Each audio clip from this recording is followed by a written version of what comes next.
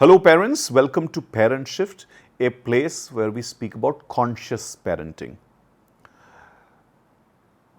Modern life, especially with both parents working in many cases, or even if it is one parent who has significant career focus, there is so much happening in our families today that parenting, relationships, everything is taking a beating.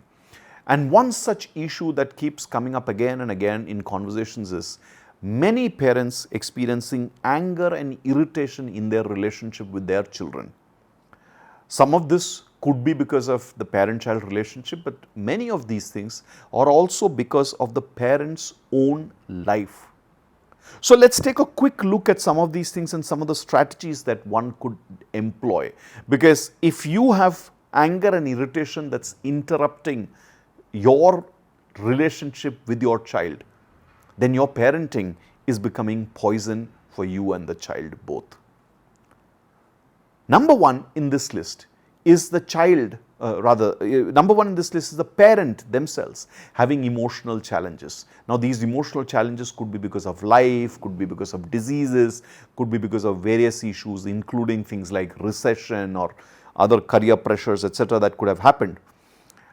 Now if you as a parent is having emotional issues, and this could be anger issues, sorrow issues, it could be issues with grief, it could be issues with jealousy, it could be dealing with the loss of your own parents or somebody. In any of these cases, if you are a parent, this energy can quickly spread not just into the relationship but to your child and harm the child. So a single and the most important thing is get some help. Go for counseling, go for therapy, fix this issue. You cannot take the chance to try and self-regulate this issue because children pick up these things very fast. Now the problem with children is as much as they observe the what, they don't have an understanding of why or how. So while they will pick up your grief, they will pick up your anger, but they will not pick up why is my parent doing this, or why is my parent experiencing this, or how should I not do this or fall prey. It is going to quickly copy you. So counseling and therapy, get rapid resolution, and do proper emotional management. These are going to be very important so that your child doesn't pick up these and your relationship, your child doesn't suffer because of your emotional challenges. The second thing, physical challenges and limitation impacting your parenting and your child. Now these physical challenges again could come from anything like illnesses in your life and modern life. Many of us adults have so many lifestyle issues, from hypertension to diabetes to, just very simple but irritating things like acid reflux issues, obesity, breathing issues, cervical issues, back pains. None of these leaves us with the right kind of energy. And then that starts impacting everything, and parenting also. Our children also suffer. We don't have the energy to invest with our child. We don't have the peace of mind. We don't have the positive energy to give to our children. What should you do? Quickly fix your issues. Don't prolong. Get the right treatment. If allopathy is not helping, go for Ayurveda, go for lifestyle management. Whatever it is, get the treatment done, and you need a fitness regime. If your physical challenges are creating anger and irritation for your child, then you definitely need a solid fitness regime to come back to track. A fit human being is more likely a happy human being. Along with working with your fitness, what I said in point one, which is emotional management, getting some counseling and therapy, will overall help you have a positive energy around your child and influence your child in a positive way. The third big thing that is happening in our modern life is time and life challenges. And definitely some of this happens because of pressures in the family, pressures in the career. So if your organization is going through challenges, or if you have terminally ill parents, or if one or both of the spouses have health issues, or the child has some issues, commute issues, money issues. There can be tons of time and life challenges in our modern life, enough and more of it. The strategies then could be anything from career management, which means looking at if your career is serving you well, if your skills are serving you well, do you need coaching, counseling there to help you, or it could be about the parenting load, and this happens that invariably one parent or neither of the parents are able to take on the load because of your work and your career. Then that parenting deficit can become a big source of guilt and struggle with your child. You need to fix these issues, for which you definitely need to work with an expert and your extended family.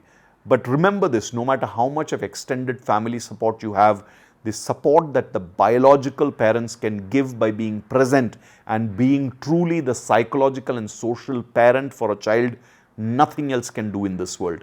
So work with an expert, create the strategies to do this, especially if both of you are working, or if you are a single parent, or if you are forced to be a single parent while your spouse is still in the marriage, still in the family.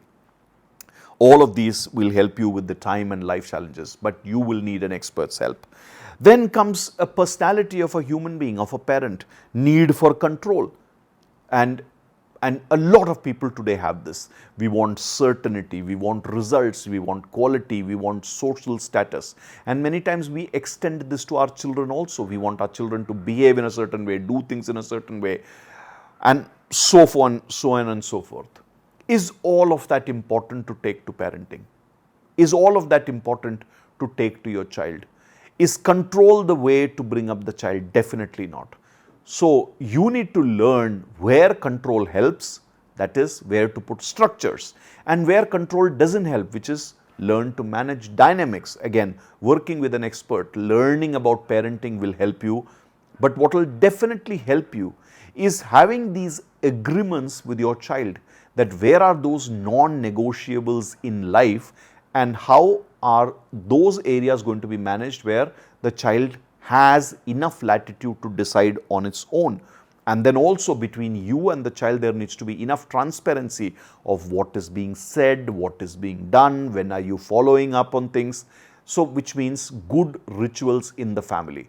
So the way to get out of need for control is, one, work with an expert for sure, but agreements with your child, and then clear transparency between you and your child. The next big problem where anger and irritation comes in is many parents have minimum input, maximum output strategy. They think that minimum inputs given to the child, they are going to get heaven and all sorts of results from their children. It's not going to happen. Now, if you're not going to invest the right amount of time, if your parenting is not the right quality of parenting, if the parenting's intensity or regularity is not enough, then the child will not get results. So whether it's academics, it's sports, it's hobbies, it's social development, it's any of the other things, including preparation for competitive exams, preparing for scholarships, anything. If you are somebody who has minimum input, maximum output expectation, it's not going to work. It's only going to lead to anger and irritation in parenting. This is where you will need to learn, you will need to make time. There is no other solution. You will need to improve the amount of time, regularity, intensity, and the quality of parenting that you're doing. Get help from an expert if you are not, if you don't have a clue on how to fix this. But again, conversation with your child is going to be important. The last, and these 5 reasons that I spoke about: emotional challenges, physical challenges, time and life challenges, need for control, and minimum input, maximum output approach. These are all the parent-centric reasons where the parent is contributing and creating the anger and irritation for himself or herself. However, sometimes the child is also a trigger. Now, the child could have certain bad habits, certain lack of regulation, it could have medical or psychological issues because of which there is a problem that is happening, including many children today show certain signs of ADHD type things. They may not necessarily be completely ADHD, but things like restlessness, things like dopamine addiction, which is also coming largely due to bad living and modern health issues. This is where you will definitely need a lot of compassion for the child. Yes, you need true solutions. So the child's pediatrician, a good child psychologist, the school counselor, there could be several people who could help you with actually attending to these issues that the child is having, because the child needs solutions. But you also need a lot of compassion for the child and the right kind of skill sets to manage the child. You cannot deal with an angry child the way you deal with a stubborn child. You cannot deal with a stubborn child the way you are dealing with a needy child. A needy child cannot be dealt with the same way as a exceptionally skilled child, but the child is eccentric in his behavior. All of these are different, and then there are 100 other combinations. So for each kind of situation with a child, you have to learn and figure out those things.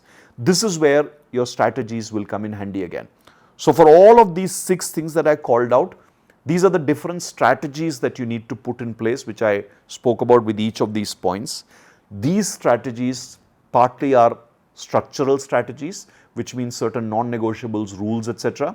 These are also dynamic strategies, which means everything from the advice that you get to the way you are flexible, the way you deal with the situation, the way you develop your support system and modulate that support system, and also the way you build your relationship with your child is all dynamic. But management strategies are a must. Your anger and irritation is just a symptom. It's a symptom that there is something wrong with your energy, your approach, or something that the child is doing which you are not able to deal with. The right management strategies are going to be the only way you will work your way out of these situations. Don't be late in solving these, otherwise they can ricochet into a multitude of other issues and create a lot of other collateral issues and damage. Your child is your responsibility. Parenting is a full-time responsibility. Parenting is about lifelong learning. Learn, put the right strategies in place, be there for your child, but first be there for yourself as a parent so that you can come through for your child.